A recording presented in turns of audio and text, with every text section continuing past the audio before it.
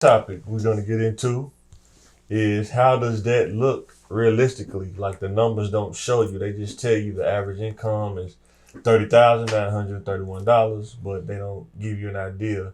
And we want to break it down to people who are trying to understand the average. I've been at this level. I remember when I got out of high school, I probably was making less than average. And then I got up to average, and I think I was maybe 19, 20s, in low 20s was making this.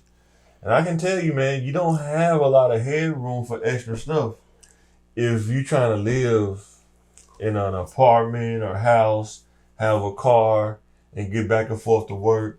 And then you got to think about eating expenses and all that stuff. Living in a decent neighborhood. Talking about buying clothes. Yeah, man. We're just talking about getting an apartment, period. Not where you don't really have a choice where you can get it. Yeah. And it starts to take out huge percentages. I mean, we're talking about just where you live. We're talking about half or even more than that just to have your own place. So, when I looked up, I just rounded up to 31,000.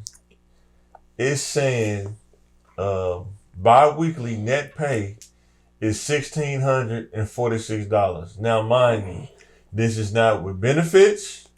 This is not extra withholdings or retirement or nothing. This is just the pay if you didn't have any of that. Like if you was working like at a retail place that don't offer benefits.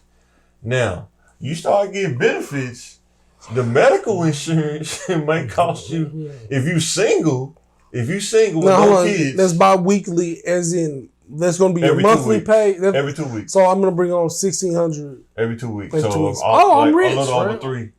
And you think you are. Till you start breaking it down. Yeah, breaking it down, exactly. You got to think this net pay, this like say, you thinking about benefits, your insurance may be, I guess if you're single, maybe $300 or $400. So now you take that $300 or $400, let's just do a solid number, $300. Now that's down to $1,300. You got vision, they may be another $60 to $100. Now that's $1,400. Now this usually ain't that bad. $60 at the most. Yeah. And then you got dental. That may be another $60. That's $120. Yeah, that's rough. So we starting to take away from that $600. I mean, you're already about 5 or 6 right there. Now you at 1,000. Then you trying to do retirement. You know, a lot of them minimum will take 3%. Most of the time when you working at a job benefit and you making this, you probably bring home like $800 or $900 if that. That's after taxes. That's what you bringing home. Yeah, you single, you might skim by with like 1,000. Right. And what do you think the average apartment is now? We ain't talking about a house. We just talking about the average apartment. Depending on where you live. You know, what was the apartment back in the day? The Pines. You know, you don't live in the Pines. You know what I'm saying?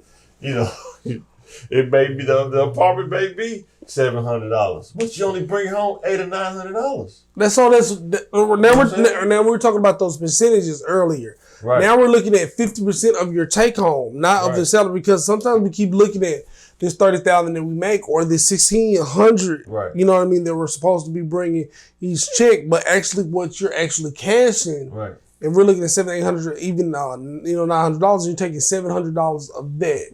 It's getting really close to half, 40%, they're not 50%. Even including utilities. If you got to pay the utilities. Yeah.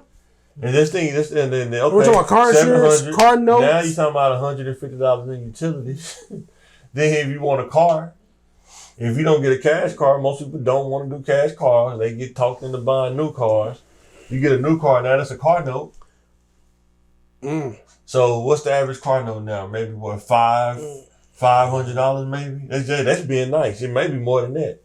So one check, you paying the rent and the utilities. So you got 20% of your check. And then the next check where you get paid $800, maybe going towards the car note, $500. Yeah, that's taking 40 to 30%. That's $300 left.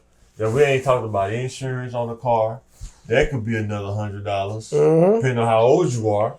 So that's $500 plus the insurance. That's $600. I'm talking about cell phones. You know what I mean? What about child support? Cell phone about $100 just for the cell phone, maybe more with unlimited data. I mean, dude, you're being a red real quick.